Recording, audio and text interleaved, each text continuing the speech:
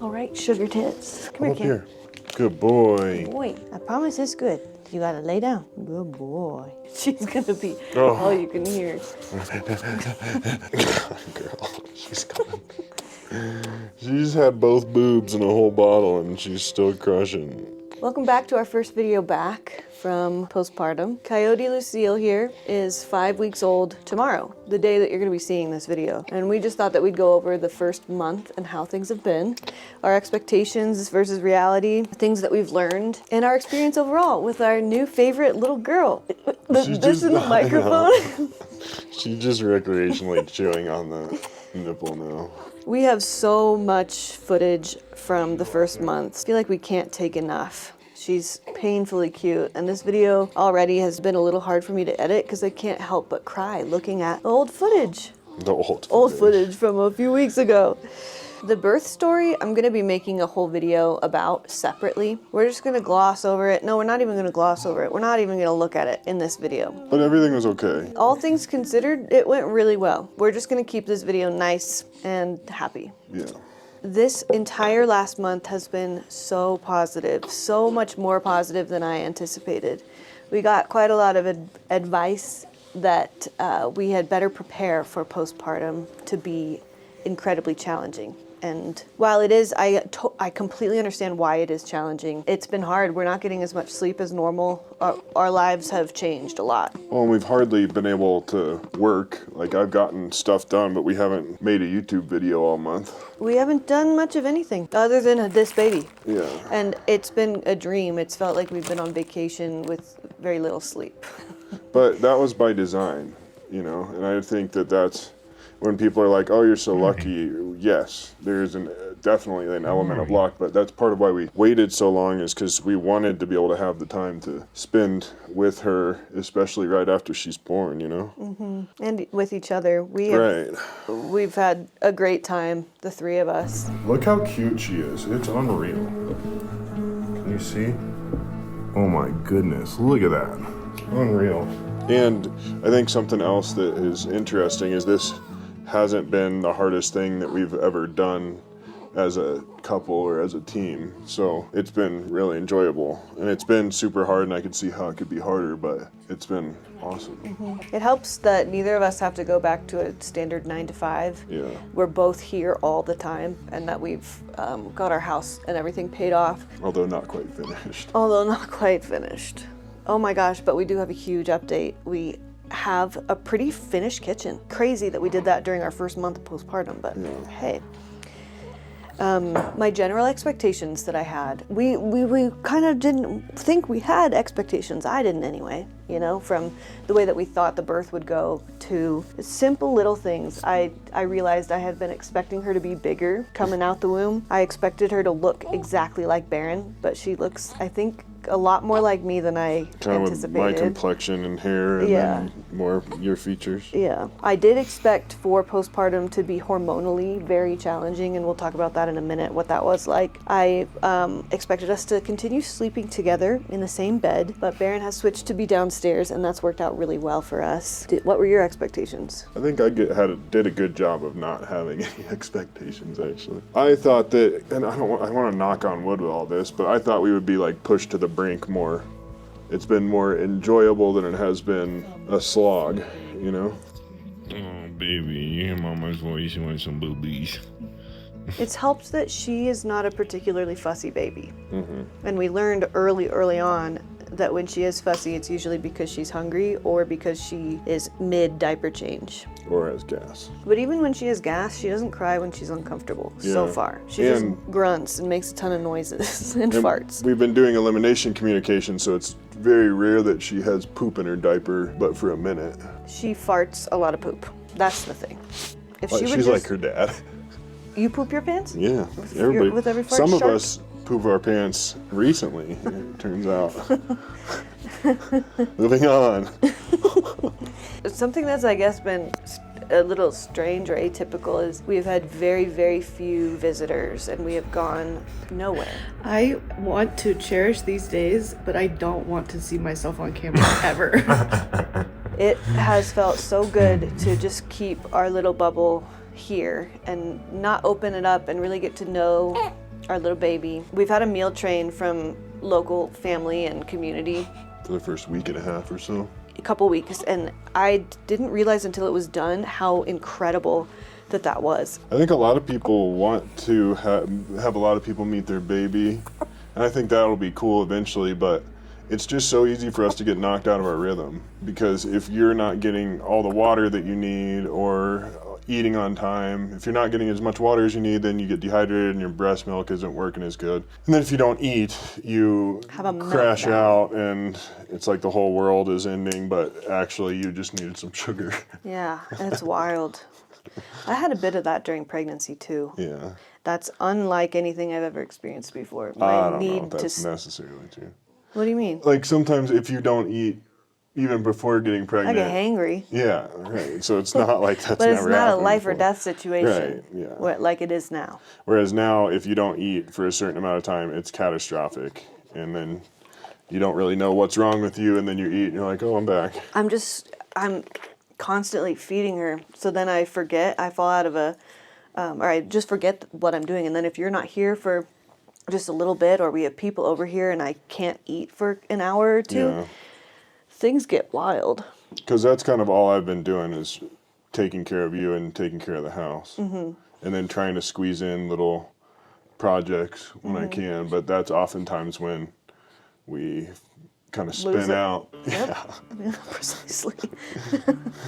We have developed a really solid sleep routine where Barron has the baby and hangs out with her from 8 p.m. to 2 a.m. and he will bring her to me for one feed and then he'll bottle feed her for another. I'm catching my milk with a milk catcher because my opposite breast leaks a lot as I'm feeding her. So that's been a really awesome thing. I feel very grateful for that we can give you the opportunity to bottle feed with that leftover milk, And then it kind of gives you a little bit of a break. which was huge early on Yeah. breastfeeding while my nipples were really, really sore and we were figuring things out. And those you're catching in the LV curve. LV curve, We call them the domes. similar to the Haka ladybugs, or there's a lot of stuff on the market that is pretty similar.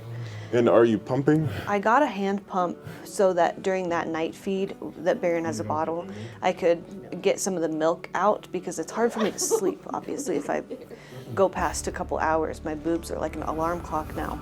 I'll show you get this around her butt. I love that you figured out how to use this with her before I did.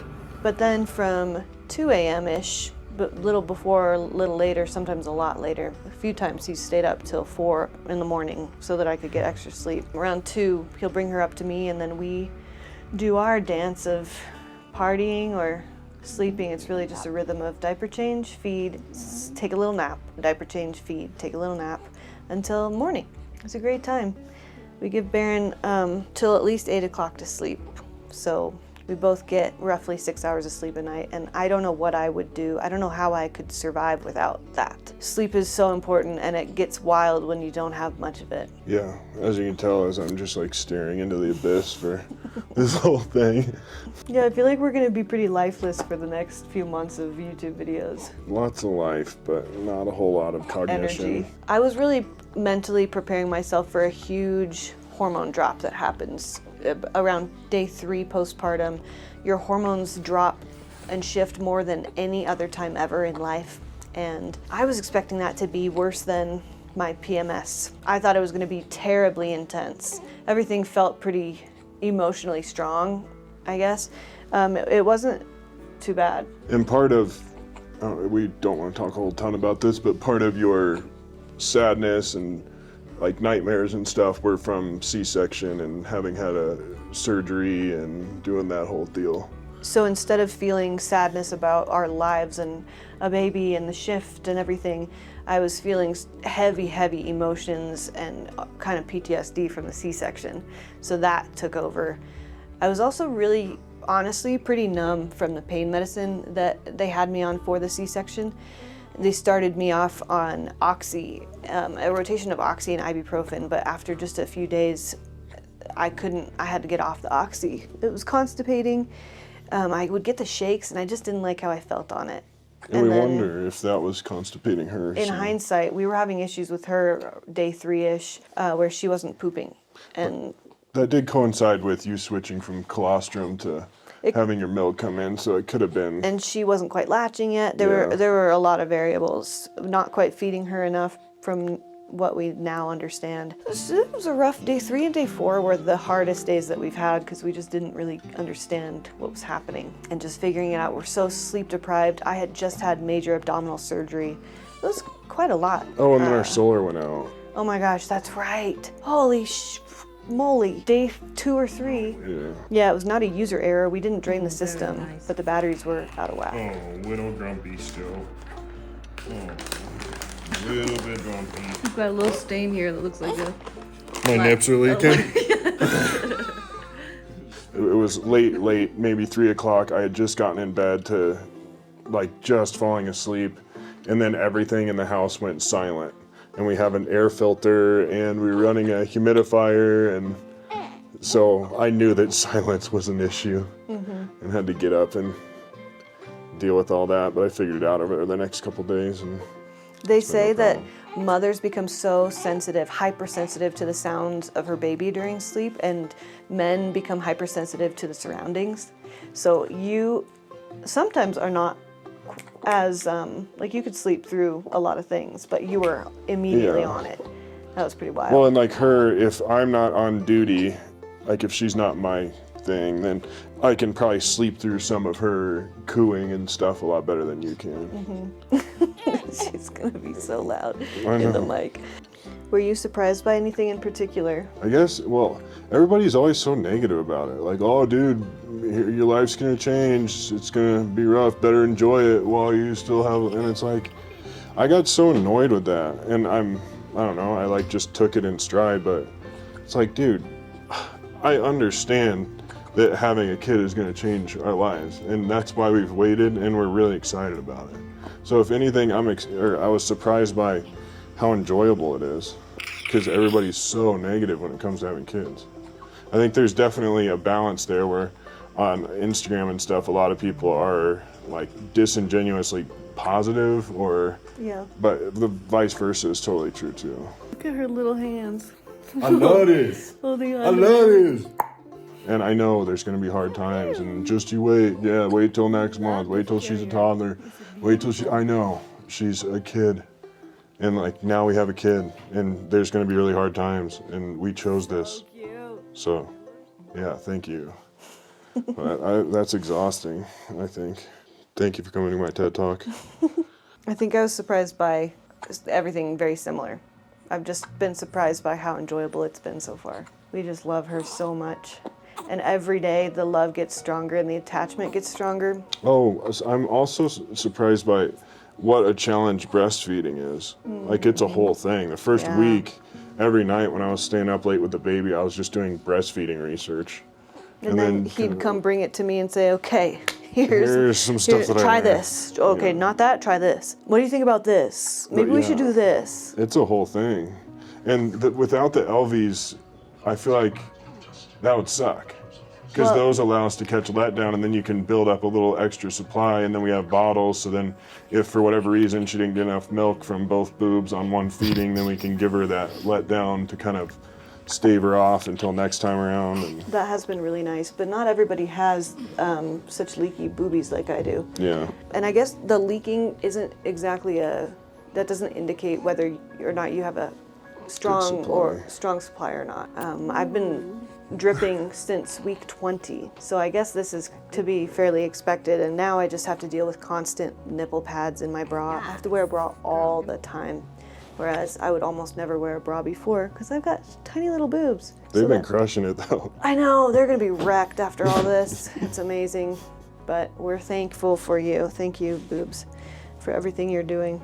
In general, I'm healing really well. My bleeding stopped, for the most part, very quickly in the first week or two, but it was easy for my bleeding to start up again every time I do a little more than I should have. Or like cleaning the room, or bending down. Or walking down to the A-frame. Just little things would kind of trigger bleeding, because you've got an open wound, so if you do too much, it's kind of like pulling the scab off, so it's got to re-heal. What about advice? Or like things that, like, I don't know how we would have done this if I had to go work a 9 to 5 every day.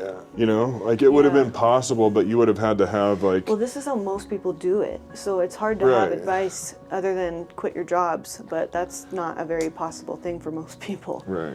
And it's not like we quit our jobs. Our jobs No, just we look lived in a totally different. $3,000 house for 6 years. Yeah. So we saved all of our money and put it all into our land and our house. Yeah, so If that we you could missed not the have story. bills. And that's why our house has taken so long to finish, is because we're doing it as we can afford it to avoid having any debt. And now we don't have a mortgage that we have to work for. And that was all something that we wanted to have done before we had kids. And we live off grid.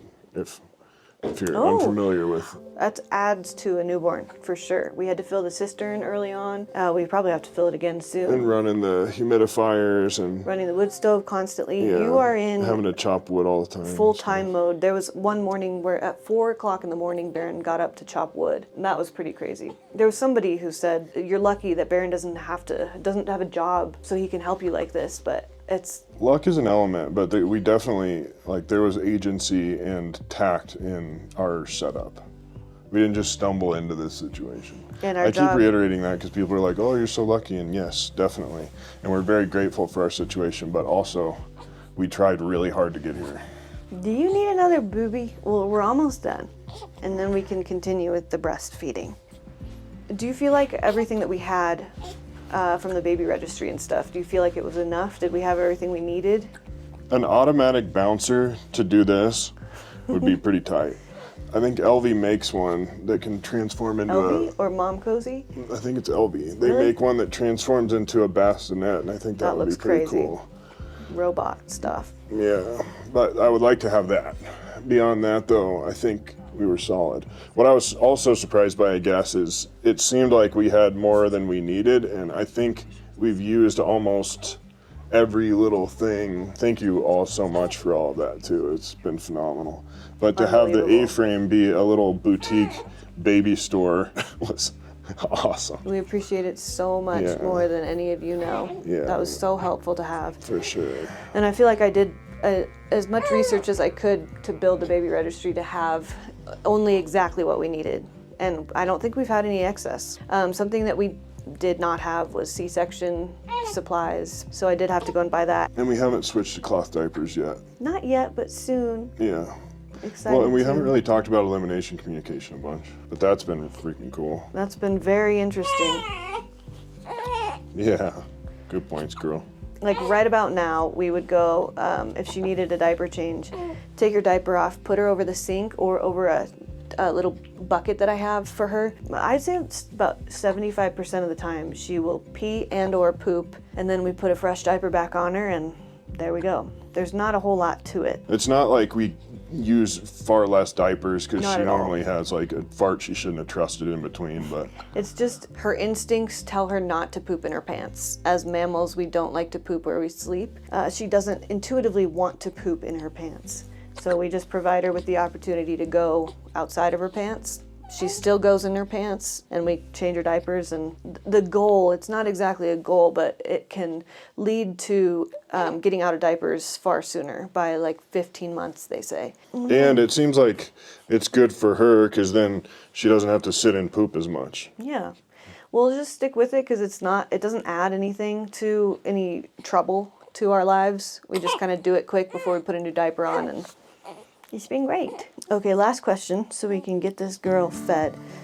Do you miss your old life pre-baby? Well, it has changed a lot in that she's all we've been doing for a month, but beyond that, I don't know, I'm just excited to have her around. You've been excited for a long time. I was pretty nervous Yeah. about the change. I was more nervous about birth because I feel like I can't be super useful there. Yeah. But I feel like I've been fairly useful now that she's gone here. Absolutely. It's been so fun. She's going to be such a daddy's girl. Too bad you can't breastfeed, or you guys would just be inseparable. Yeah. It's probably for the best. I don't miss old life. It's because it hasn't changed much. Well, I don't know. It's hard to say that. Well, it hasn't changed much because we designed our home to want to be home. So we just like to be here where we live. And now we have this baby that provides so much oxytocin, and we're not getting much sleep. But like I said in the beginning, it's kind of like we've been on vacation without much sleep. It's so fun to have a baby. Well, and we anticipated not having sleep. Yeah. And it's not as hard, like it's more sleep than I was getting in the winters in the Scamp having to feed yeah. the Cubic Mini. And then we just, we didn't get oxytocin from the wood stove. No. We just got warmth for 30 minutes until having to light it again. Now we have all of these incredible luxuries like our new kitchen, and we've got a shower. And we have a TV in our bedroom. Oh yeah, that's a new thing. I hung it from the ceiling and it's so rad. We'll have to show you. We have a 65-inch screen hanging off the ceiling right above us currently. It's totally ridiculous, but I think it's awesome. It's been pretty fun. Okay, I hope you enjoyed that video and all the footage and photos that we have of our tiny little baby. Sorry if I seem grumpy. He's tired. Just a little sleepy. He's a tired man. Okay, we'll catch you in the next one. It might not be weekly, I don't know. We're in a rhythm, not a routine. Yeah, we'll figure it out. We might live stream stuff too. So. Yeah. Okay, thanks for watching. Thank you all. Bye. Love you.